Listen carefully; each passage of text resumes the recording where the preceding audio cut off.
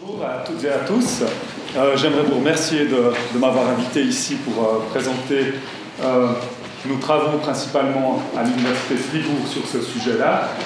Et avant de commencer, j'aimerais juste donner une petite note pour un peu réintégrer ce débat dans un débat qui est finalement très actuel, un peu grâce à l'Académie française ces 3 dernières semaines.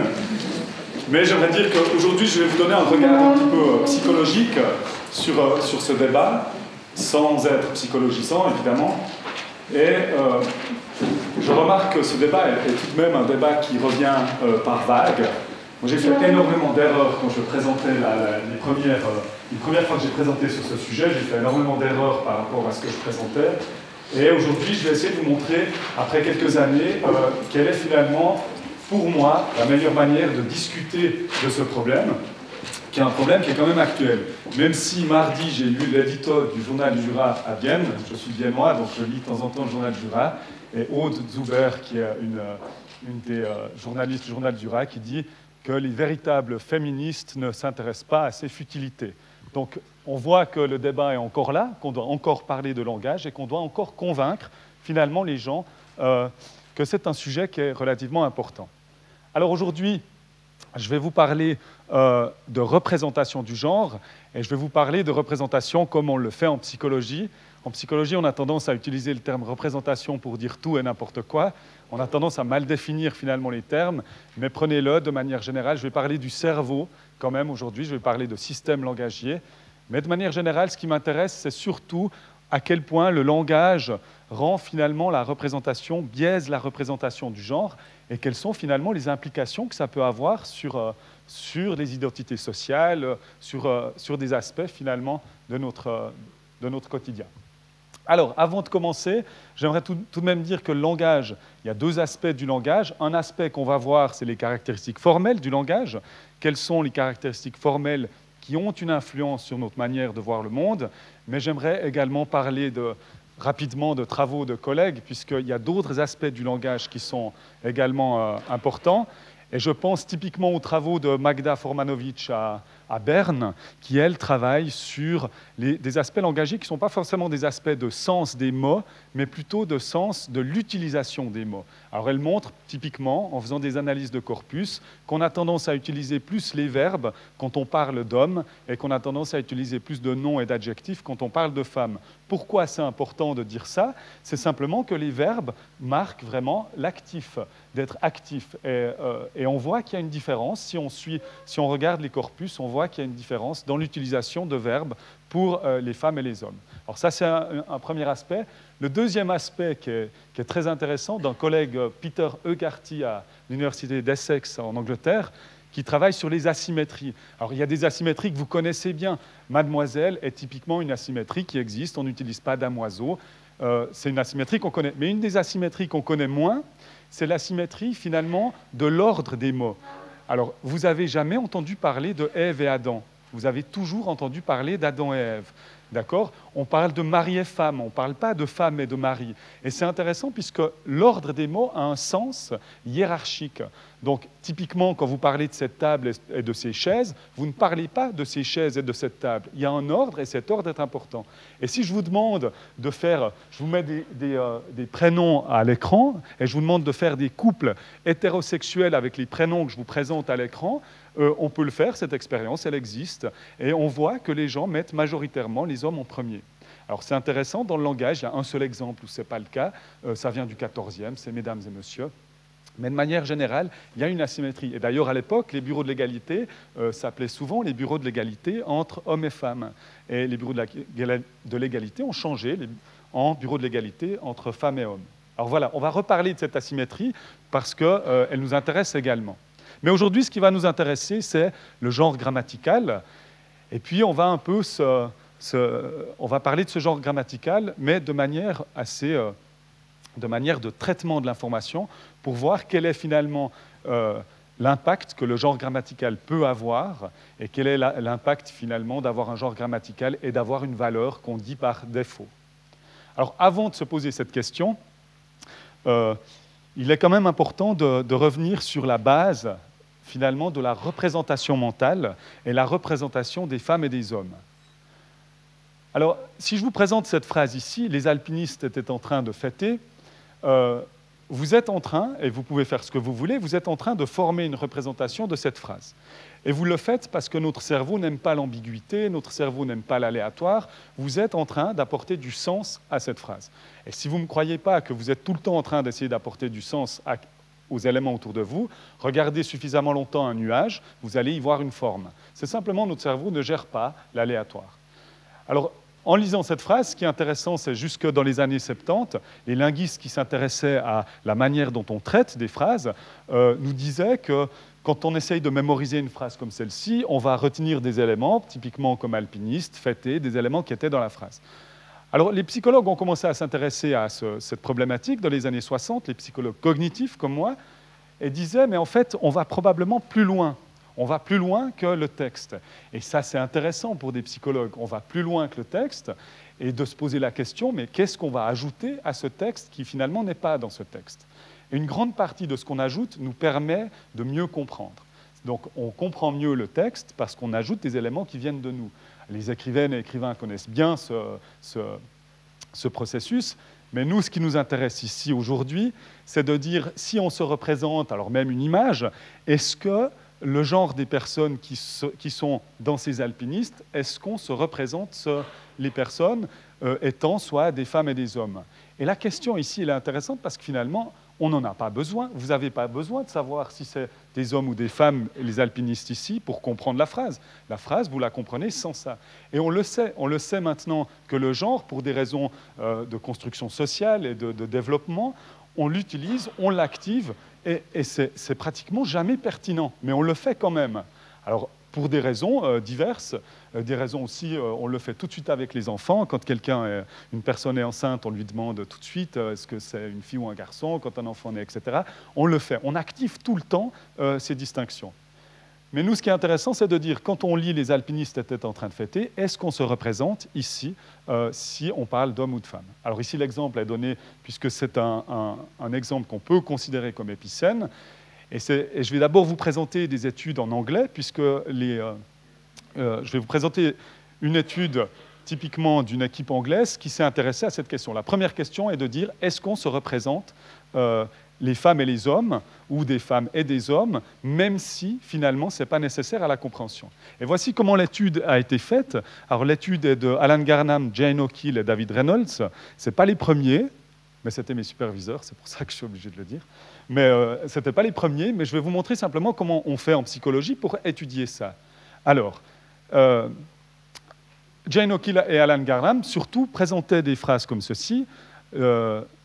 Je ne vais pas vous lire. Si, je vais vous lire. Moi, j'ai une mère anglaise, et puis vous allez remarquer mon accent anglais. C'est comme si j'avais appris l'anglais hier, en fait. C'est assez intéressant. Ma mère m'en veut toujours. Elle a raison, d'ailleurs. Mais « The soldier drove to the playground », faites très attention maintenant. « After work ». Ensuite, vous avez une phrase comme ça, « picked up one of the children ». En Angleterre, cette phrase-là n'est pas stéréotypée, c'est important de le dire. Et ensuite, vous avez une phrase comme celle-ci, « Who said, look what I did today, Daddy ». Regarde ce que j'ai fait aujourd'hui, papa. Ou vous avez une phrase, regarde ce que j'ai fait aujourd'hui, maman.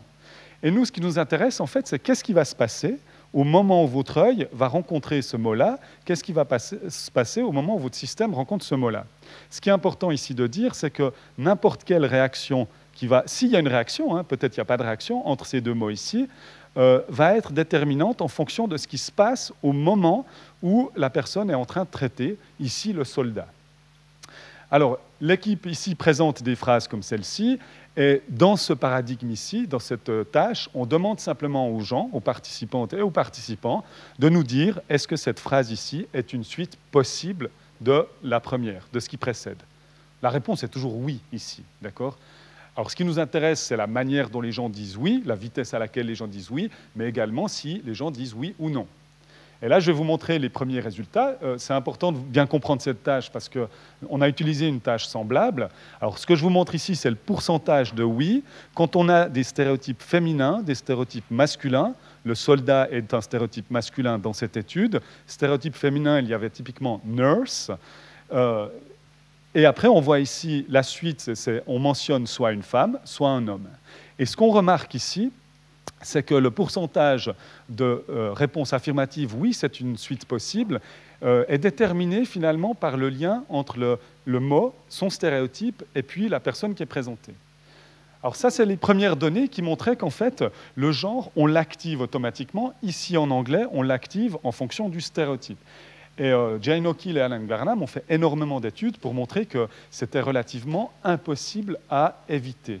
Alors, il y a une des études qui est assez connue. Je vous le dis en français parce qu'évidemment, en anglais, ça change un petit peu, mais imaginez le chirurgien qui part avec son fils dans la campagne, il part en vacances, ils font un accident de voiture, le chirurgien meurt, le fils est amené à l'hôpital, et le chirurgien de l'hôpital arrive et dit « je ne peux pas opérer, c'est mon fils ». Comment c'est possible? Bon, en fait, c'est quand même assez intuitif ici maintenant, sinon je ne vous présenterai pas ça ici. Mais de fait, c'est assez intuitif. Et dans cette étude, une des études a été faite, et même il y avait un participant, quand on lui dit « mais c'est la mère qui est aussi chirurgienne », alors en anglais, évidemment, « the surgeon », et puis c'est la mère. Et le participant qui disait « non, c'est pas ça. Non. En fait, ce qui s'est passé, c'est probablement le beau-père. Sa mère s'est remariée, et puis là, c'est le beau-père qui dit « c'est mon fils ». OK.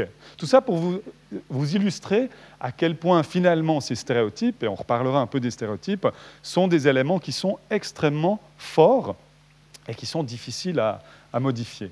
Donc, l'équipe anglaise a montré déjà le rôle des stéréotypes. Alors, je dis ici, il y a une distinction très importante à faire entre typicalité et stéréotypicalité dans certaines présentations que je donne, et c'est pour ça que je le mets maintenant dans les diapos, parce que c'est toujours une question qui vient à la fin. Il y a des gens qui disent « mais ce n'est pas un stéréotype puisque c'est la réalité ». Et là, c'est une discussion qui est vraiment difficile à avoir parce que les gens sont sûrs qu'en fait les stéréotypes n'existent pas, c'est une réalité. Effectivement, il y a plus de femmes qui sont infirmières, etc., etc. Et là, on doit expliquer aux gens, et on l'a fait ici à travers de 2 articles, que le lien de causalité est important ici, de dire la réalité n'existe pas. La réalité est une construction sociale qui est déterminée par les représentations sociales, et puis la réalité, cette réalité construite va ensuite nourrir les représentations sociales. Donc en fait, c'est un cercle vicieux, mais qui est construit. Ça n'existe pas une réalité. Il n'y a rien, il n'y a pas de fait naturel, c'est une réalité qui a été construite pour diverses raisons, historiques, etc. OK. Donc le rôle des stéréotypes, les Anglaises et Anglais avaient montré ça, que la représentation est automatique, c'est-à-dire qu'on le fait alors qu'on n'en a pas besoin, on le fait toujours. Si je vous dis, après je vais boire un verre avec Dominique, si jamais il y a une Dominique ou un Dominique, c'est pas vrai, hein, si jamais. Mais si je dis « je vais boire un verre avec Dominique », on le fait automatiquement, sans en avoir besoin. Vous n'avez pas besoin de savoir si c'est un homme ou une femme, mais on le fait. On l'active, et pour des raisons principalement d'habitude, on n'arrête pas de le faire. OK, la représentation est automatique. Mais ce qui se pose maintenant comme question, c'est de dire dans les autres langues, évidemment aujourd'hui ce qui nous intéresse c'est le français, mais d'autres langues ont également des mêmes particularités que le français. Et le français nous intéresse pourquoi? Alors j'ai choisi une phrase aujourd'hui que je trouvais assez parlante ici en venant en Valais, puisque vous avez un ministre de l'Éducation qui est relativement intéressant, mais du coup, les étudiants étaient énervés, le politicien avait des propos homophobes. Je nomme personne hein, ici, mais ce qui est intéressant en français, c'est qu'on a ici les étudiants ici, et puis, alors, était énervé, donc on a un masculin ici, on a aussi un masculin singulier ici, et la règle grammaticale nous dit quelque chose par rapport à ça, nous dicte comment finalement on doit se représenter cette phrase-là. Alors nous, on s'intéresse beaucoup à ça, à dire, ici vous avez les étudiants, vous avez énervé, vous avez le politicien. Et ça c'est intéressant parce que quand on lit, mais toujours, ça fait 10 ans que je lis ces phrases-là, puis je me dis, mais c'est pas possible que quelqu'un se dise qu'on puisse voir ça autrement que le politicien étant un homme. Mais la grammaire nous dit que cette forme masculine, elle a 2 sens. Elle a un sens dit spécifique, c'est-à-dire masculin égale homme, et elle a un sens qu'on dit être générique. Alors, ici, c'est là que je viens avec mon chapeau de psychologue, parce que pour les psychologues, ce qui est intéressant, c'est comment notre système, comment notre cerveau gère l'ambiguïté. Puisqu'il y a une ambiguïté, puisqu'à chaque fois que vous lisez une phrase comme celle-ci, votre cerveau doit prendre une décision. Parce que votre cerveau le fait, doit prendre une décision de dire quel est le sens. Alors le sens générique, on dit toujours qu'il y a 2 sens, mais en fait le sens générique, il est aussi un petit peu ambigu, parce que le sens générique peut vouloir dire un sens mixte, mais il peut également vouloir dire ce qu'on appelle, ce qu'on voit dans certains manuels scolaires, un sens neutre. Alors c'est difficile aussi même conceptuellement de savoir exactement ce que ça veut dire, mais de fait, il y a deux sens, on va partir de deux sens, c'est déjà assez suffisamment compliqué pour notre système de devoir choisir entre ces deux sens. Alors ces deux sens, et là je fais quand même un petit historique, un tout petit historique, parce que c'est important de voir à quel moment finalement ce masculin est devenu une valeur par défaut, et à quel moment ce masculin a pris ces valeurs qui font qu'il y a une ambiguïté sémantique dans l'utilisation du masculin. Et là, ce qui est intéressant, et je vous invite à lire les travaux de... Oh, pardon, je veux juste...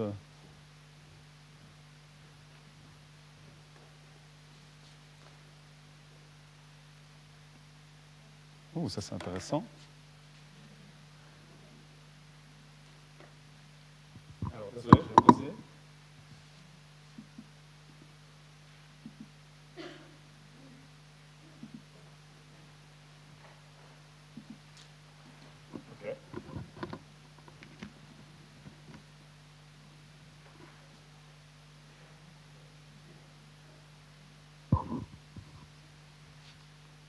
OK.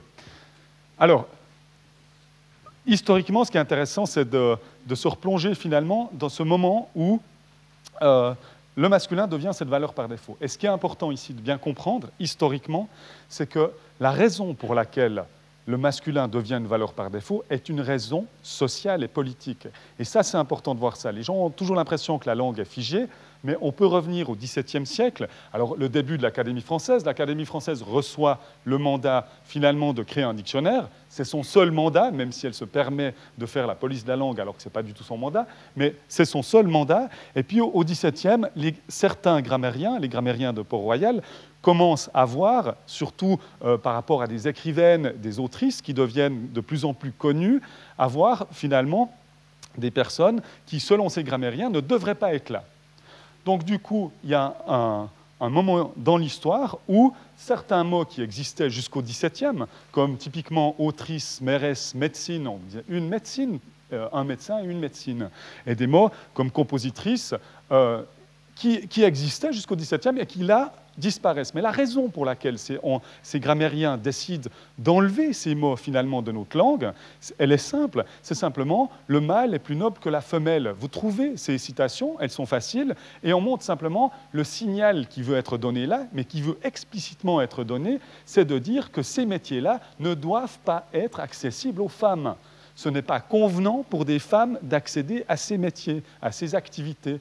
Donc, en fait, ce changement de langage, alors qui dure jusqu'au XIXe, pour une raison très simple, c'est que l'usage, le mot autrice, a continué d'être utilisé jusqu'au XIXe. Pourquoi? Parce que l'école n'est pas encore obligatoire. Et au moment où l'école devient obligatoire, c'est là que tout ce changement prend toute son ampleur. Alors, ce qui est intéressant, c'est que l'accord de proximité était également un accord qui se faisait simplement au plus proche. Celui-ci change. On dit que maintenant, on doit le faire au masculin, de nouveau, parce que le mâle est plus noble que la femelle. Mais ce qui est important de retenir ici, et je vous invite à lire les travaux d'Eliane Viennot ou les travaux de Thérèse Moreau aussi sur ce sujet, c'est que le changement de langage où ce masculin prend cette valeur par défaut, c'est relativement récent. C'est récent, et surtout qu'on a des siècles d'utilisation typiquement de doublons. Si vous dites un médecin et une médecine, vous retrouvez ces doublons dans la littérature de la Renaissance, etc. Donc voilà, il y a un changement, et ce qui est important ici, on reviendra là-dessus, c'est un changement qu'on peut appeler une masculinisation du langage pour des raisons sociales et politiques. OK. Alors maintenant, on revient maintenant un peu sur la psychologie, parce que nous, ce qui nous intéresse, c'est de dire, bon, il y a cette ambiguïté maintenant entre le sens spécifique et le sens générique. Mais maintenant, la question se pose, quand il y a une ambiguïté, c'est de dire quelle est la séquence d'apprentissage de cette ambiguïté. Et la séquence d'apprentissage a son importance, évidemment, puisque la première chose que vous apprenez sera probablement ce que vous allez retenir le plus facilement. Alors, on apprend très vite que pour des êtres inanimés, le genre est aléatoire. Pour les personnes qui m'ont déjà entendu vont se dire, mais il n'arrête pas de parler de sa maman, mais... donc ma mère qui est anglaise, pour elle, c'est l'horreur, quoi. C'est l'horreur, parce qu'évidemment, après 40 ans en Suisse, c'est toujours intable. Mais c'est compliqué. Et non, elle dit quand même une... Mais elle fait quelques erreurs comme ça, mais c'est normal, parce que c'est compliqué, on ne peut pas savoir. Alors Becherel au 19e, le grammairien qu'on connaît, puisque sa grammaire est restée encore pour nous à l'école, mais Becherel essaye de changer ça, essaye de changer certains êtres inanimés en partant de prétextes stéréotypés. Un objet qui est plus dur, on devrait le mettre au masculin, etc. Mais ça, Becherel n'a pas réussi à faire ça. Parce que là, les grammairiens qui disent non, quand même, là, il ne faut pas exagérer, là, c'est bon, quoi. OK. Donc, c'est difficile. Par contre, on vous dit, pour les êtres animés, si vous voulez parler d'un garçon ou d'un homme, vous utilisez le masculin. Si vous voulez parler d'une femme ou d'une fille, vous utilisez le féminin. D'accord? Et c'est ce qu'on apprend en premier. Alors là, je vous donne l'exemple du manuel scolaire qu'a utilisé à Fribourg, qui est sympa, parce qu'on dit, si vous voulez parler d'un homme, on utilise le masculin, un directeur. Si vous voulez parler d'une femme, on utilise le féminin, une actrice. Ouais. Vous voyez, c'est intéressant, ici, au travers d'un apprentissage, finalement, d'une règle grammaticale, on passe une petite couche de stéréotypes encore, comme ça, on a vraiment tout ensemble. OK. Et c'est seulement plus tard formellement, hein, c'est important de dire ça, puisqu'il y a un apprentissage qui se fait de manière implicite, mais formellement, c'est à peu près 2 ans plus tard que la règle est vraiment apprise, la règle du générique, où on dit, si vous parlez d'un groupe d'hommes, bah, vous utilisez le masculin, si vous parlez d'un groupe de femmes, vous utilisez le féminin. Et là, je le dis un peu en exagérant, mais moi je trouve toujours assez intéressant de dire, ouais, bon, on vous a dit ça, OK, mais voilà, c'est que s'il y a un homme dans le groupe, d'accord, et le milliard de femmes dedans, ça reste, voilà, le milliard de femmes, on s'en fiche, là on change au masculin. Okay. Mais imaginez-vous, finalement, mettez-vous dans la peau d'un enfant à qui on dit, si vous voulez parler d'homme, vous mettez au masculin, vous parlez de femme, puis après on dit, ah ouais, mais bon, en fait cette règle, c'est pas tout à fait correct, écoute, voilà. Donc vous voyez déjà juste, j'exagère un peu le trait ici, mais pour vous montrer psychologiquement à quel point, déjà, cette règle est difficile à enseigner et probablement à apprendre. Alors, je vais vous montrer maintenant la première étude qu'on a faite là-dessus, vous montrer comment, finalement, on teste la manière dont les gens arrivent à gérer cette règle. OK. Alors, ce qu'on fait simplement, on présente à des participantes et des participants des phrases comme celle-ci, « Les musiciens sortirent de la cafétéria. À cause du temps nuageux, une des femmes avait un parapluie. » Et de nouveau, on s'intéresse à le moment où notre cerveau va traiter cette phrase-là en fonction, finalement, de ce qui précède. Là, on pose la même question. Je vous montre simplement des résultats d'une étude où on demande aux gens de nous dire est-ce que cette phrase-là va bien avec la précédente? Est-ce que c'est une suite possible? Or, dans l'étude, il y a aussi des suites qui ne sont pas possibles. Si vous dites « les rois sortirent du château à cause du temps nuageux, une des femmes avait un parapluie », ce n'est pas possible parce que « roi », par définition, est masculin. Mais ici, la réponse est oui, de fait. Et ce qui nous intéresse, nous, c'est également de nouveau de tester les stéréotypes. Donc, les mécaniciens sortir de la cafétéria ou les esthéticiens sortir de la cafétéria. À cause du temps nuageux, une des femmes avait un parapluie ou un des hommes avait un parapluie. Donc on a beaucoup de phrases comme celle-ci. Les gens doivent nous dire est-ce que cette deuxième phrase est possible. On teste en français. Alors on a utilisé l'anglais, évidemment, comme langue de contrôle, puisque l'anglais a des marques grammaticales de pronoms, typiquement, mais pas de marques grammaticales, en tout cas plus de marques grammaticales pour les noms. L'anglais a eu, pendant longtemps, on parlait de policeman. Maintenant, on ne parle plus de policeman, on parle de police officers, sauf dans les livres pour enfants, on continue de parler de policeman, qui est assez aberrant, en fait, finalement. Mais, de fait, c'est venu dans les années 70 avec le Sexist Act, qui disait qu'il fallait arrêter. Les Anglais ont été un peu précurseurs par rapport à ce sexisme linguistique, mais de fait, l'anglais est notre langue de contrôle. Alors, cette étude, on l'a faite en français, en allemand, en norvégien également. Je ne vais pas vous parler du norvégien, mais on peut en parler dans la discussion si vous voulez. C'est une langue intéressante puisque le norvégien a supprimé le féminin dans la langue officielle, dans une des langues officielles, a supprimé le féminin dans les années 80. L'idée était, en supprimant le féminin, il n'y a plus de contraste. Il n'y a plus un masculin et un féminin. Il ne reste plus qu'une forme qui, on l'espère, devient générique. Alors bon, ça c'était l'idée en Norvège. Mais ici, voilà ce qui arrive. Alors, on a le même graphique qu'avant, sauf qu'ici, on a rajouté 100 stéréotypes, comme les musiciens. Vous avez les stéréotypes féminins, masculins, une des femmes, un des hommes, et vous avez le nombre de fois où les gens disent « oui, c'est une suite possible ». N'oubliez pas, la réponse devrait être toujours « oui ». La réponse devrait être toujours oui. Et ce qu'on remarque ici, en anglais, on réplique l'étude des Anglaises et des Anglais, on remarque que la représentation en anglais est principalement basée sur les stéréotypes. D'accord? Alors ça, c'est notre groupe contrôle. Et en français, on regarde comment ça se passe en français. Et en français, avec le même graphique, ce qu'on remarque, c'est qu'en fait, quel que soit le stéréotype, les gens ont plus de peine à dire oui quand c'est une femme qui est dans la deuxième phrase. Alors, ont plus de peine, et même quand les gens disent oui, les gens prennent plus de temps pour le dire. Alors, ce qui est intéressant ici, c'est principalement, et là, faites attention à ce que je vais dire ici, c'est qu'on ne dit pas qu'il n'y a pas de stéréotypes. On ne dit pas que les gens ne sont pas influencés par les stéréotypes. On en reparlera un petit peu après, mais ce qui est important ici, c'est ce qui domine, clairement, c'est cette marque grammaticale du masculin qui est ici interprétée typiquement comme avec un sens spécifique. Pardon. Alors, c'est le même résultat en allemand, je ne vais pas vous le montrer. Ce qui nous intéressait, nous, après cette première étude, et là on a fait beaucoup d'études là-dessus, c'est de dire, mais est-ce que c'est possible? Finalement, est-ce que c'est possible de comprendre le masculin comme générique? Vous voyez, si vous mettez dans un texte, à la fin du texte ou au début du texte, vous mettez le masculin y compris comme au sens générique. D'accord? Est-ce que ça peut marcher, finalement? C'est ça. Et si ça marche, ben voilà, on est les rois du pétrole, on s'en fiche, quoi. Après, on dit, on n'a qu'à mettre, prenez le masculin comme un générique, et c'est bon. Et là, ce qu'on fait, c'est une tâche un peu différente. Vous avez des pairs ici, comme ça, une sœur musicien, et les gens doivent nous dire le plus rapidement possible si la personne représentée par le mot ici peut faire partie d'un groupe représenté par le deuxième. Alors, est-ce qu'une sœur peut faire partie d'un groupe de musiciens? L'expérience est terrible, enfin elle est terrible. Elle ne dure pas très longtemps, mais vous avez 400 paires. Alors il y a 400 paires, oui, non, oui, non, oui, oui, non, etc. Et nous, ce qui nous intéresse, c'est de voir si les gens, pour une sœur musicien, les gens arrivent à dire oui autant facilement qu'un frère musicien. Mais ce qu'on fait, c'est qu'on arrête l'expérience, et ça paraît toujours, cette expérience me paraît toujours un peu étonnante, parce qu'on doit arrêter l'expérience au milieu, puis on dit aux gens, vous vous souvenez de cette règle du générique? Ça paraît presque un peu aberrant de devoir rappeler cette règle, mais de dire, voilà, le masculin peut prendre une valeur générique. Et là, on demande aux gens, on dit maintenant, vous prenez cette règle en tête et vous refaites l'expérience, et cette fois, vous gardez ça en tête. Maintenant, vous comprenez le masculin comme générique. Et simplement, on recommence. On refait la même partie. Alors, c'est d'autres mots qui sont utilisés dans la deuxième partie, et on regarde ce qui se passe après avoir rappelé la règle. Alors, si on regarde le pourcentage de oui, typiquement, une sœur peut faire partie d'un groupe. Je ne vais pas vous mettre les stéréotypes parce qu'on n'a de nouveau pas d'effet de stéréotype, mais une sœur ou un frère, sans rappel et avec rappel. Alors, sans rappel, on a le biais habituel. Les gens pensent le masculin comme une valeur spécifique, et ça, c'est relativement automatique. Mais avec rappel, on voit que les gens arrivent à dire oui, plus souvent, en tout cas, quand une sœur fait partie du groupe. Et là, vous dites, super, on n'a qu'à mettre ça, et puis ça va marcher. Mais maintenant, je vais vous montrer les temps de réponse. Évidemment, vous pouvez vous dire, il ne va pas rester là quand même.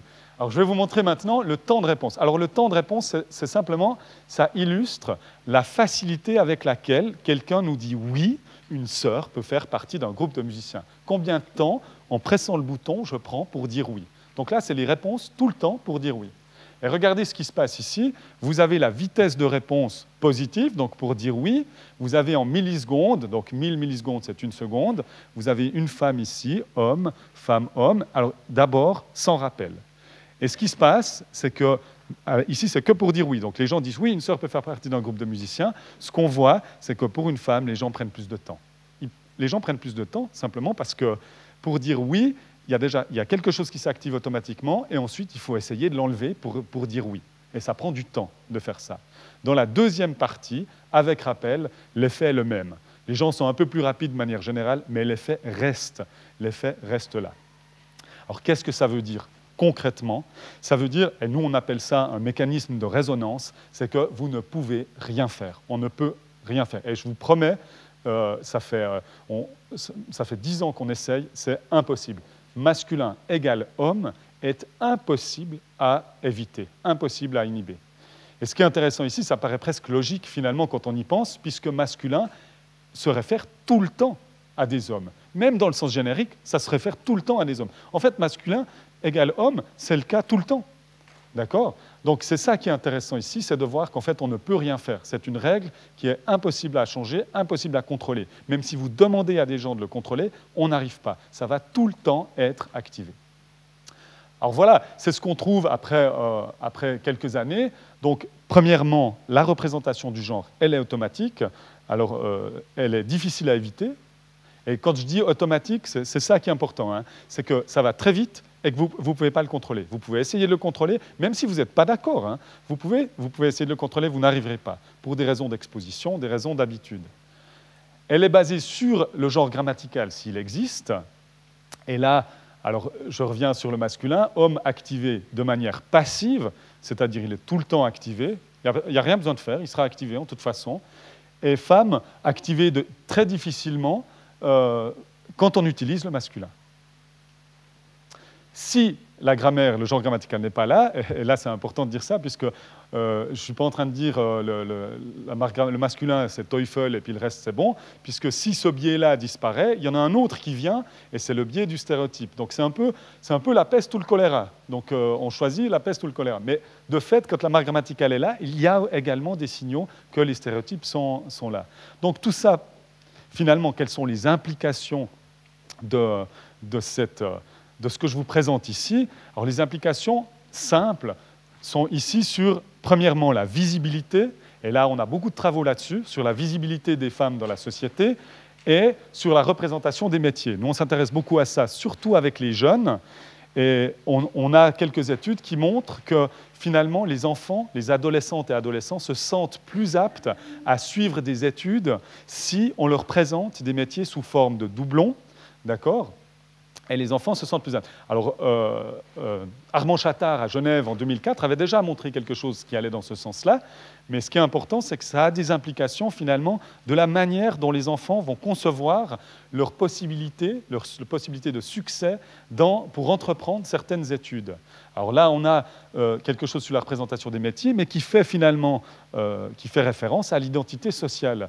Donc l'identité sociale, alors ici je parle pour des enfants en partant du principe que vous avez une identité sociale, même qu'elle évolue tout le temps, mais l'identité sociale va simplement être déterminée par ces aspects langagiers, par d'autres aspects évidemment, il y a d'autres choses également qui vont là-dedans, mais le langage joue son rôle dans cette construction sociale. Imaginez maintenant, vous présentez à une fille, vous dites « le métier de chirurgien est formidable ».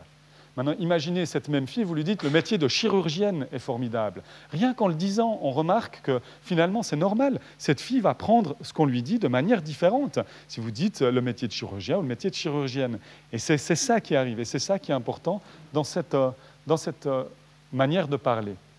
Alors, évidemment, quels sont les changements de pratique? Là, on est plus dans le pratique, dans ce qu'on présente dans les ateliers typiquement. Alors, au lieu de parler maintenant de féminisation, parce que le mot féminisation, il y a vraiment une levée de bouclier. Hein. Dès que vous parlez de féminisation, c'est « ah non, c'est lourd, ça ne va pas », etc. Donc, ce qui est intéressant aussi comme argumentaire, c'est de ne pas forcément parler de féminisation, mais de parler de ce que Eliane Viennot dit, de démasculinisation. En fait, il y a un processus de masculinisation qui a existé, et que maintenant, on essaye de revenir finalement à des formes qui ont existé, qui étaient plus inclusives. Alors attention, ces formes sont inclusives, et ça c'est important maintenant, elles sont inclusives par rapport à cette catégorie binaire, qui n'est pas forcément non plus une catégorie qui est adaptée à notre société, et cette catégorie binaire peut poser également des problèmes. Mais de fait, alors, il existe des démarches finalement. Une des démarches, alors que nous on a testé le plus, c'est la démarche de féminisation où on utilise les doublons. Les intervenantes et intervenants étaient enchantés. Alors, cette marque ici a le plus d'impact sur la visibilité. Cette manière de parler a le plus d'impact sur la manière que les enfants ont de concevoir le monde. Alors, on préconise, nous, ce doublon en parlant des femmes en premier. Pourquoi on le fait? Parce que mon collègue Peter Hogarty parle de ces asymétries, et ces asymétries existent dans la langue, et c'est une manière de rattraper l'asymétrie. Ce qui est intéressant ici, c'est qu'on peut garder l'accord au plus proche, mais de fait, l'asymétrie ici, elle est rétablie. En fait, on essaye de forcer un peu l'asymétrie en mettant les femmes en premier. OK. Donc pour nous, c'est la forme qu'on a testée le plus souvent. Alors, il existe des formes comme celle-ci. Évidemment, il y a des formes... alors juste, c'est vrai que dans cette forme féminisation, il y a une forme, la forme contractée, qui est la forme actuellement, qui est la plus discutée. Et c'est un peu énervant, je dois avouer, c'est un peu énervant parce que quand on regarde maintenant le débat en France, alors les Françaises et Français ont le débat maintenant qu'on avait il y a 30 ans, mais c'est égal, le débat arrive maintenant, et c'est un débat pour l'instant pratiquement que d'opinion. C'est que des opinions. Donc on voit à la télé, à la radio, il n'y a que des gens qui ont une opinion. Il n'y a personne qui a une opinion documentée, qui a un argument, mais pour l'instant, on en est là. Mais tout de suite, quand on parle de féminisation, de démasculisation, on parle de cette forme contractée comme si c'était la seule. Puis on dit, mais hey, il y a des points partout, ça ne va pas, etc. Mais c'est important de voir que dans cette démasculisation ou dans ces démarches-là, il existe beaucoup de possibilités autres que cette forme contractée. Cette forme contractée est venue aussi pour des soucis de contraintes, alors surtout par les journalistes qui disent « Ah, mais j'ai pas beaucoup de signes, je ne peux pas mettre les deux, ça ne va pas aller », ou bien des webmasters, des gens qui travaillent simplement sur Internet et qui disent « Ah, mais sur le menu, ça va être un problème ». Donc ces formes contractées, et typiquement dans les ateliers, on dit c'est un peu « Bon, si vraiment vous n'arrivez pas à faire autre chose, bah, prenez ça », mais c'est de loin pas la forme qui est prioritaire quand on parle de féminisation. Alors pour nous, la forme prioritaire serait celle-ci, puisque c'est celle-ci qu'on a utilisée jusqu'au XVIIe et même jusqu'au XIXe dans l'usage. OK. Alors il y a des formes qu'on appelle de neutralisation, où simplement on peut parler les personnes intervenantes étaient enchantées, on parle de personnes, on peut même, à la fin, on peut même neutraliser. Est-ce qu'on est obligé, on peut reformuler, est-ce qu'on est obligé de parler des personnes? Alors l'exemple typique qui est donné ici, c'est le travail qui avait été fait à l'université de Lausanne. C'est un peu de pub pour le travail de l'université de Lausanne. Mais de fait, ce qui est intéressant, c'est, vous voyez sur le site pour un étudiant ou une étudiante, qui va sur le site et c'est marqué « Les étudiantes et les étudiants doivent cliquer ici ». Mais en même temps, il n'y a personne d'autre qui va aller sur ce site pour cliquer là. Donc vous pouvez dire « Cliquez ici si vous êtes intéressé par blablabla ». D'accord ? Donc en fait, une reformulation simplement qui fait qu'on n'est pas obligé de dire « les étudiantes et les étudiants ». On peut reformuler et il y a un travail de reformulation qui devient un travail finalement de français, de reformulation de ce qu'on essaye de dire qui tend à cette neutralisation qui devient intéressant. Et ça arrive assez souvent. Et le dernier point que moi j'aime bien ici, c'est un point qu'on va commencer de travailler avec Daniel Elmiger, qui est linguiste à l'Université de Genève, qui a travaillé un petit peu sur ces aspects-là, c'est un peu les aspects novateurs. Et là, dans les aspects novateurs, on prend l'exemple de la Suède qui maintenant utilise, c'est presque, alors je ne veux pas dire que c'est accepté, parce que ce n'est pas vrai, mais depuis 2012, il y a une autrice de livres pour enfants qui a commencé à utiliser « hen ». Alors, on disait « hon » ou « han » pour il ou elle ou il. Mon suédois n'est pas assez bon pour ça, mais de fait, et là, l'autrice a commencé à utiliser « hen », qui vient finalement, qui est dérivé du finlandais et qui est une forme neutre, d'accord ? Elle a commencé à utiliser ça, les gens ont commencé à dire, alors les politiques qui commençaient à parler de ça, on dit, bon, ben, c'est bien, on va l'adopter. Et après, il y a eu une montée de boucliers, mais comment c'est possible? L'identité sexuelle des enfants, c'est pas possible, les enfants sauront plus si c'est des hommes ou des femmes, etc. Mais ensuite, le gouvernement est revenu en arrière en disant, en 2015, ah, ben, finalement, on ne va pas l'utiliser, et c'est revenu maintenant. Et le gouvernement maintenant a réaccepté cette forme-là comme étant devenue une forme officielle qui commence dans l'usage à être énormément utilisée et qui commence maintenant même à être utilisée en Norvège. Alors ça devient intéressant, ces nouvelles formes. Et moi, je m'intéresse beaucoup à ces nouvelles formes et il en existe. Typiquement, Yel, Yels étaient enchantés. Alors Yel est un terme qui est utilisé par certaines communautés.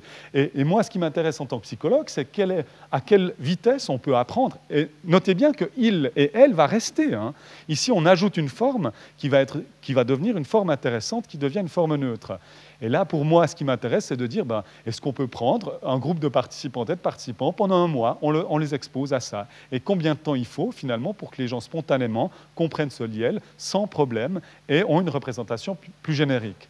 Après, ici, je vous montre, Yels étaient enchantés, EZ, parce que c'est une forme qui existait. C'est une forme qui existait en français, en vieux français. On utilisait EZ.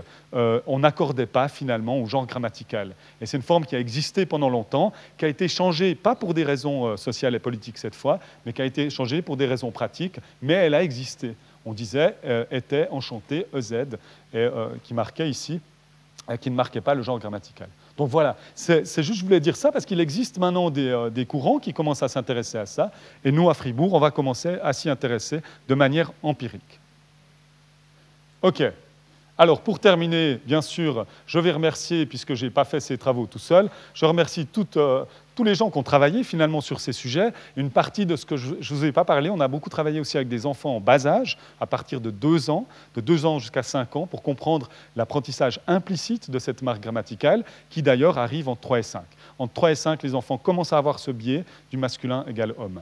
ce qui est assez intéressant. Et la personne principale avec qui je travaille, c'est Ute Gabriel, qui travaille en Norvège, à Trondheim. Et c'est avec elle, finalement, qu'on a beaucoup écrit. On a écrit un article qui peut peut-être vous intéresser sur ce que je vous ai dit aujourd'hui, un article théorique, finalement, sur également la problématique du fait que quand on active le masculin et le féminin, on suractive finalement cette catégorie. Donc même si les doublons permettent une meilleure visibilité des femmes dans la société, il y a un problème dans l'idée de activer de nouveau cette catégorisation binaire du monde qui n'est, on le sait, pas du tout binaire.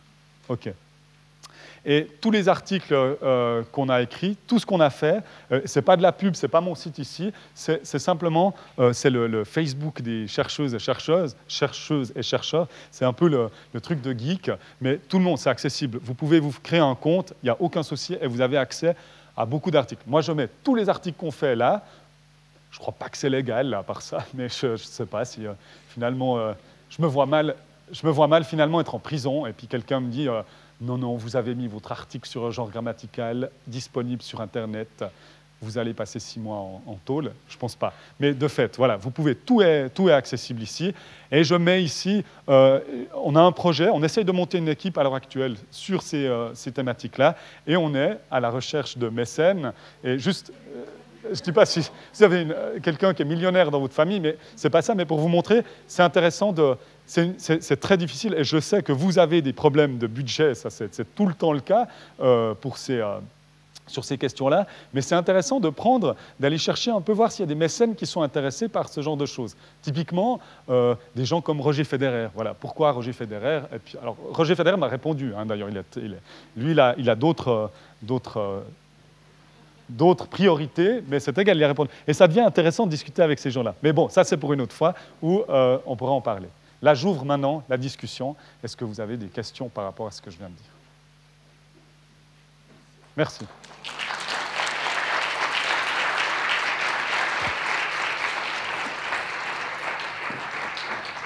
Oui, je vous remercie beaucoup, c'était super intéressant. Je me demandais, la piste du YEL pour le pluriel, ça me fait aussi penser à ce que fait la langue anglaise depuis un certain nombre d'années, pour, au lieu de dire he or she, qui est assez lourd, quand on veut utiliser justement une référence générique, de passer à they, parce qu'eux, ils ont la chance que they soit neutre.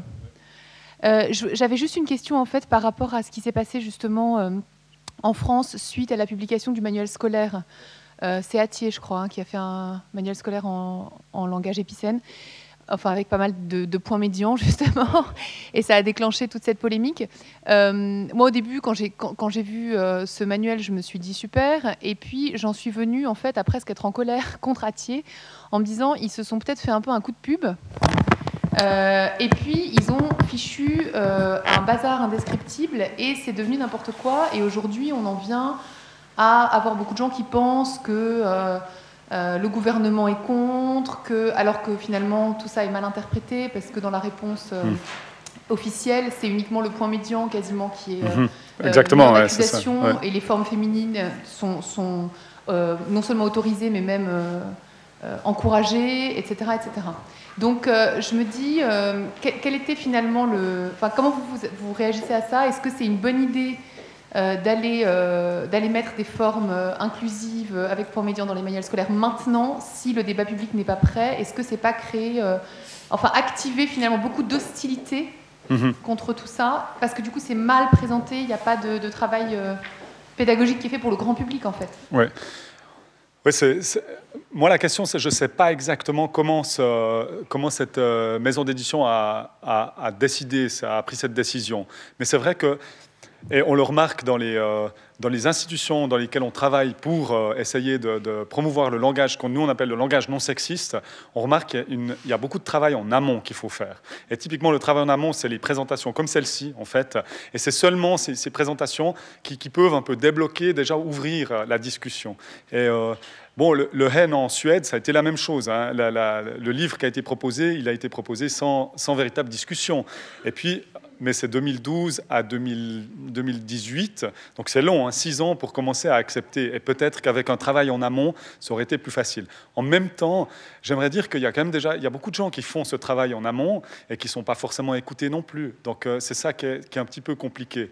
Et puis la source de ce travail en amont est aussi compliquée. Qui le fait, pour quelles raisons? C'est toujours difficile, même si...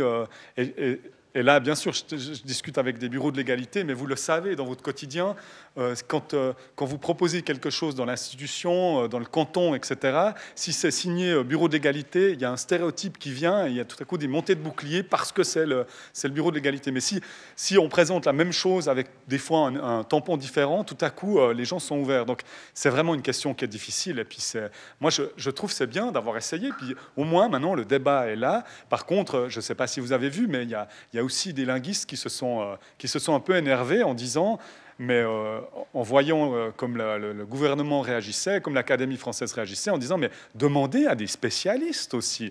Vous êtes en train de faire un débat public, mais il n'y a pas un spécialiste ou une spécialiste dans vos invités. Donc voilà, je ne sais pas non plus qui était à la base de cet ouvrage, donc je ne sais pas un peu comment ils ont fait. Je trouve dommage que l'ouvrage a utilisé le point médian, parce qu'il existe des études en Allemagne sur des analyses de livres scolaires qui utilisent surtout le doublon. Et puis, Franziska Moser a travaillé là-dessus pour montrer que finalement, ça passe. Ça passe bien, mais ce point médian, c'est dommage, parce que maintenant, tout le monde parle de ce point médian, puis en fait, c'est un peu une balle dans le pied, quoi, c'est vrai.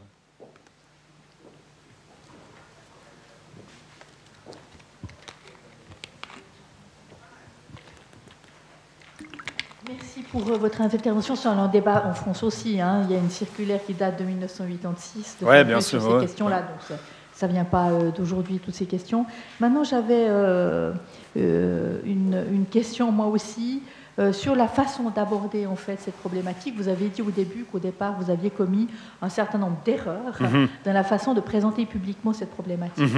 Et quelles erreurs vous avez commises et quelle serait votre recommandation pour arriver à traiter ce point, à part inviter des spécialistes? Oui, alors l'erreur, c'est drôle parce que dans le livre d'Eliane Viano, elle parle de la même erreur en fait. C'est l'erreur de commencer de parler de la féminisation comme étant le moyen finalement de pallier un problème de société, donc de dire voilà, pour la visibilité des femmes, etc. Et puis en faisant ça, je remarquais que les gens étaient complètement, étaient un peu réticents finalement à ce discours-là. Et c'est là qu'en partant en arrière, puis en disant, bon, on va reprendre le problème du départ. Le problème, c'est ce masculin. Et de manière psychologique, quelle est notre manière de gérer un masculin? Comment on peut? Et là, on montre qu'en fait, on ne peut pas. On ne peut pas, notre système choisit. Et à partir de là, on peut recommencer maintenant à discuter quelles sont les autres démarches possibles. Et là, les gens sont ouverts. Parce que dès que les gens commencent à remarquer ce problème, donc à comprendre le problème, du coup, là, ça devient intéressant. Donc, ne pas commencer directement de parler de féminisation, mais de parler finalement du problème du masculin. Et ce problème du masculin, de le parler d'une manière, alors comme moi je le parle, d'ambiguïté, et historiquement. Parce qu'il y a beaucoup de débats aussi en disant, et d'ailleurs, c'était à Lausanne une fois, où une personne s'est levée et a vraiment crié mais vous êtes en train de tuer la langue. Et puis elle crie, vous êtes en train de tuer la langue. Et ce qui est intéressant, c'est de dire, mais attendez, parce que la langue, jusqu'au XVIIe, vous trompez ici. Parce que les grammairiens qui veulent changer la langue, la masculiniser, il y a des grammairiens qui ne sont pas d'accord avec ça. Et ces grammairiens qui ne sont pas d'accord, qui disent, non, autrice doit rester, ces grammairiens-là protègent la langue. Donc c'est intéressant. Le mot, typiquement, j'utilise autrice parce que les gens sont tout souvent là, ah ouais, c'est moche, ça. Mais autrice a existé. Et puis les gens qui l'ont enlevé pour des raisons sociales. Alors en présentant la problématique comme ça, on enlève déjà cette barrière-là. On enlève la barrière du on protège la langue. Et l'autre, on enlève la barrière du le masculin va bien. Parce que nous on montre que non, le masculin ne va pas. Et après, on commence à discuter. Voilà, c'était ça l'erreur que moi j'avais commise.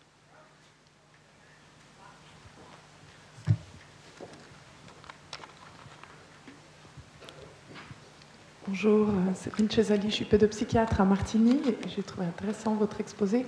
Je me demandais si vous vous intéressiez aussi à l'introduction des mots père et mère dans leur langage, parce que j'observe en tant que pédopsychiatre que quand j'ai commencé ma pratique il y a une vingtaine d'années, on parlait de la relation mère-enfant beaucoup, et qu'on parlait très peu de la relation père-enfant, surtout chez les petits, et que c'est en train d'évoluer. Et je ne sais pas si, sur ce plan-là, vous faites des études, et si c'est un sujet qui est en réflexion. Et, voilà. Alors, du point de vue de ce que je vous ai montré, nous, ce qui nous intéressait, par exemple, c'est comment casser ces stéréotypes, finalement, ces liens qui sont très forts, mère-enfant. Alors nous, on ne s'est pas intéressé à ce lien-là, mais des liens typiquement de mécaniciens, femmes, des liens qui étaient stéréotypiquement très forts, et puis qui sont toujours dans le discours, qui sont très forts. Et puis, nous, tout ce qu'on essaye, c'est de voir si on arrive à changer ça, si on arrive à changer finalement ces représentations stéréotypées. Et il n'y a qu'une manière, en fait, mais c'est connu des sociologues, psychologues sociaux, c'est souvent connu, la seule manière d'essayer de casser ces liens qui sont très forts, c'est l'exposition. En fait, c'est terrible à dire, mais c'est presque la seule chose qu'on sait qui peut peut-être fonctionner. Donc nous, typiquement, on fait des expériences où on expose les gens à certaines paires ou certains liens, et on les surexpose à ça. On les surexpose, et on regarde après, on refait, puis on regarde comment fonctionnent les liens. Et puis l'exposition semble...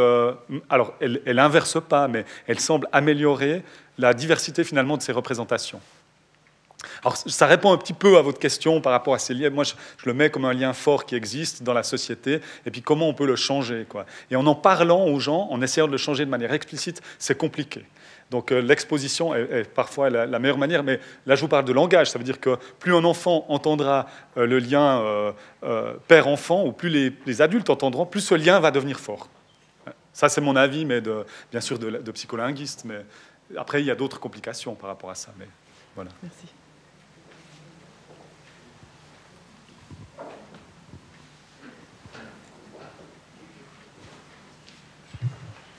Bonjour, je vous remercie beaucoup pour votre exposé. J'aurais eu une question sur vos cohortes, la composition des cohortes et l'impact que cela a sur les résultats, notamment en lien avec les 2 éléments de neutralisation dont vous parliez, à savoir quel était le pourcentage de personnes à orientation sexuelle différente, en tout cas non hétérocentrées normées, et également au niveau des identités de genre. Et si, à ce moment-là, par rapport à vos cohortes, vous auriez vu des distinctions par rapport à ces réponses, justement, orientées vers le masculin. Oui, c'est vraiment une question qui arrive souvent. Hein. Et j'ai un doctorant qui travaille en Norvège, là, qui travaille là-dessus. Et en fait, ça va être assez horrible ce que je vais vous dire, parce que quelle que soit la cohorte, on a toujours les mêmes effets. Toujours, quelle que soit. Donc, quelle que soit l'orientation, mais même quelle que soit la volonté, finalement. Typiquement, si moi, je fais mon expérience, j'aurai les mêmes résultats. Et quel que soit le niveau de sexisme, l'orientation, on a toujours les mêmes résultats. Mais pourquoi ? Pourquoi ? Ben finalement, parce que c'est une convention sociale. Alors déjà, le langage, c'est un apprentissage qui est social, donc qui est le même pour tout le monde, finalement. Et les stéréotypes font partie de conventions sociales qui, même si on n'est pas d'accord, on y a été exposé à ces stéréotypes. Et c'est pour ça qu'en fait, on s'est beaucoup posé la question. Et même au début, on testait moitié homme, moitié femme. C'était notre premier. Les psychologues font souvent ça pour aucune raison, mais c'est la seule variable où les psychologues ils font n'importe quoi méthodologiquement. Mais de fait, on a arrêté de faire ça. On a arrêté parce qu'en fait, la cohorte, c'est égal. Même l'âge, on a changé l'âge, on change beaucoup de choses. Et on teste même les gens qui sont défenseuses et défenseurs du langage. On essaye plein de cohortes alors d'orientation sexuelle différentes. Puis on a toujours les mêmes effets, toujours. On n'arrive pas à le changer, cet effet-là. Alors juste pour vous montrer la force de cet effet, finalement. Et pour vous montrer que ce masculin, typiquement, c'est que même avec toute la bonne volonté qu'on peut avoir pour essayer de le voir autrement, on ne peut pas, c'est pas possible. Alors voilà, j'espère avoir répondu un peu à votre question, mais on n'a pas d'effet de cohorte dans ces effets que je vous ai montrés aujourd'hui. Merci beaucoup pour votre intervention très, très riche. J'avais une question sur... vous avez parlé des différences entre le doublon et puis la forme courte, contractée. Ouais. Donc, vous avez laissé entendre que vous aviez analysé les deux types d'écriture et les automatismes que ça déclenchait. Est-ce que vous pourriez en dire un peu plus sur les résultats, l'écart peut-être que vous avez trouvé, et puis... et comment vous l'expliquez, ou comme ça? franchement, je vais être honnête, on a surtout travaillé sur les doublons. Nous, on a beaucoup travaillé sur les doublons. En allemand, on a travaillé sur la nominalisation. Donc, je te dirais, mais sur les formes contractées, on a 1 ou 2 études là-dessus, mais finalement, pour nous, qui n'était pas centrale, dans le sens que nous, ce qui nous intéressait, c'était cette mention explicite qui a probablement plus d'impact que la forme contractée. Pour moi, la forme contractée, c'est vraiment... Ça soulève... Et ça, c'est une question. Hein. La forme contractée, comment elle fonctionne? Et là, avec des collègues, on n'est pas toujours d'accord. Parce que le doublon fonctionne bien puisqu'on active la représentation femme-homme. Maintenant, la forme contractée, ce qui est difficile à dire, c'est qu'on a des effets qui ressemblent, sauf qu'on ne sait pas si c'est un effet de surprise, d'accord? C'est genre, oh, c'est quoi ça? Ou c'est un effet réellement, le temps à traiter l'information est lié au fait que j'active maintenant deux groupes.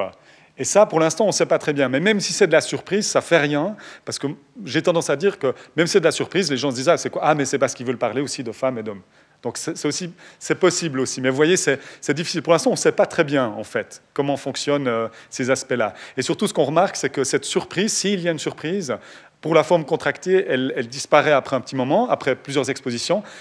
Et là, on ne sait pas. Qu'est-ce qui se passe? Est-ce que finalement, les gens se disent « Ah, ben c'est rien », et puis gardent une forme masculine, ou bien les gens s'habituent au fait qu'il y a les 2 groupes. Le doublon, on sait que les gens gardent toujours les 2 groupes. Mais pour la forme contractée, on ne sait pas ça. On ne sait pas encore. Ouais.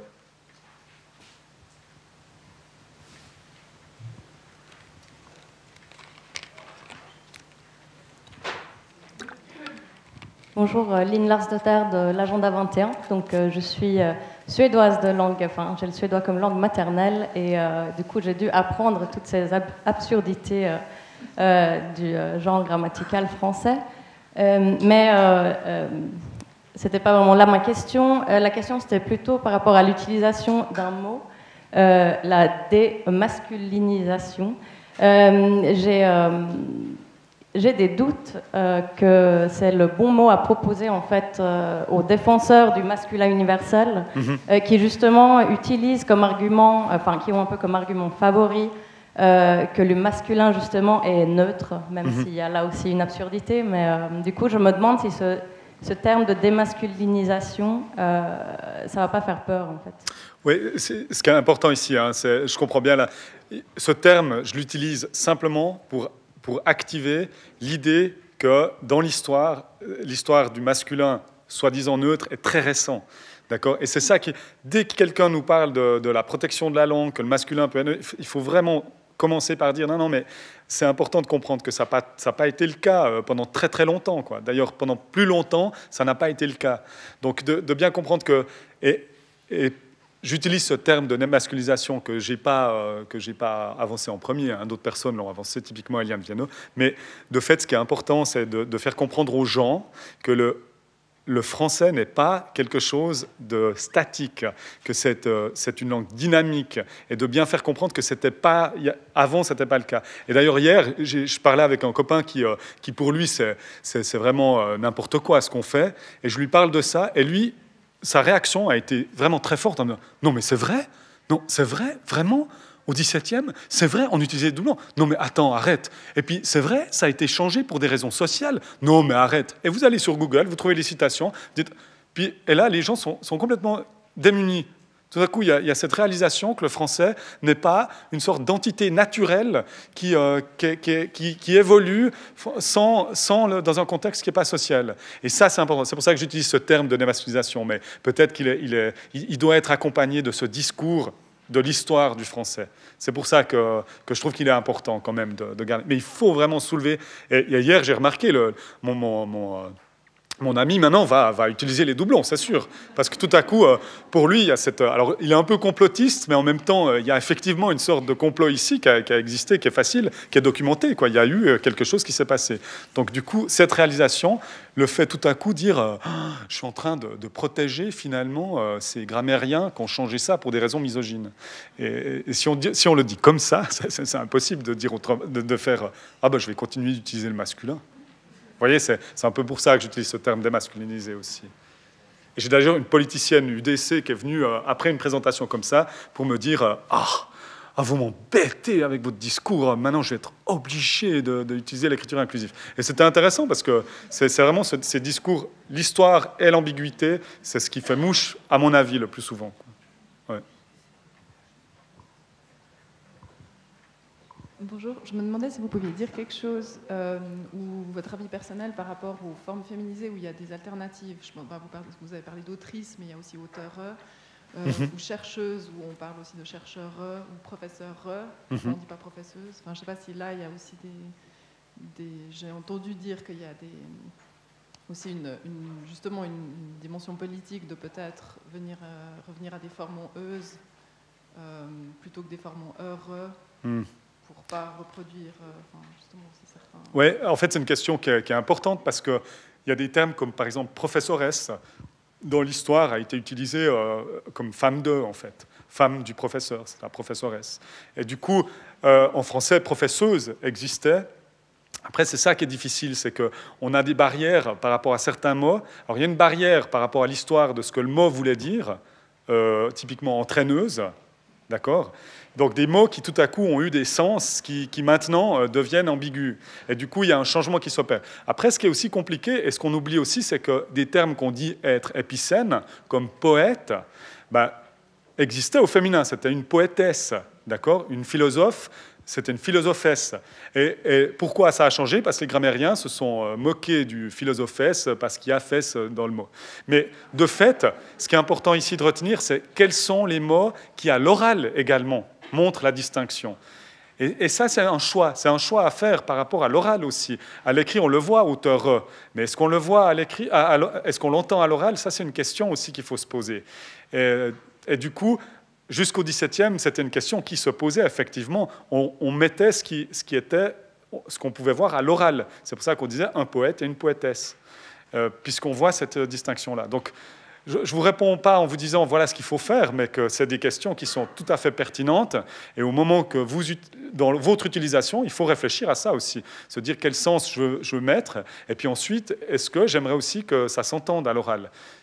Du coup, mais vous voyez, après, compositrice, typiquement, dans les années 80, c'était un scandale. C'était un scandale de dire compositrice. C'était pas possible.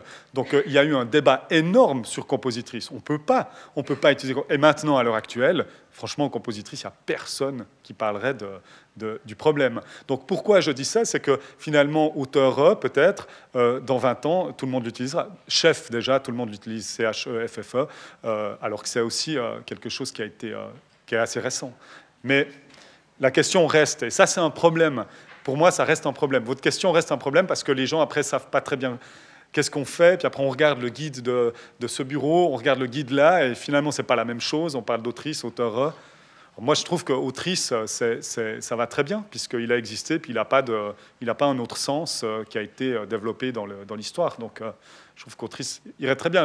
Et autrice, on l'entend. Donc, pour moi, c'est une meilleure forme, finalement. Mais... c'est une question à se poser, hein, parce que typiquement entraîneuse ou bien professoresse, ces termes ont des sens, d'autres sens. Donc ça rend la chose encore plus compliquée, je trouve. Voilà, je crois qu'il nous reste à vous remercier.